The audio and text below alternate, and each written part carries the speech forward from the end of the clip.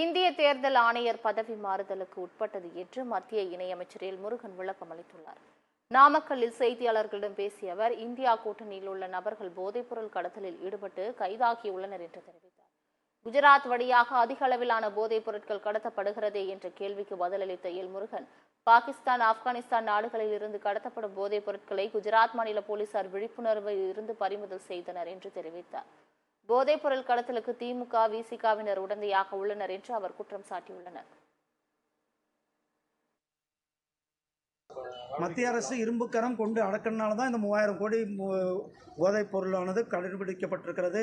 அதைத் தொடர்ந்து ஒரே வாரத்தில் ராமேஸ்வரத்தில் கிட்டத்தட்ட 180 கோடி போதைப் பொருளானது பிடிக்கப்பட்டிருக்கிறது. இன்னும் இங்கே இந்த என்சிபி என்று சொல்லக்கூடிய இந்த நாமக்கல் பகுதியிலேயே கூட அவர்களை நம்ம பிடிச்சிருக்கிறோம்.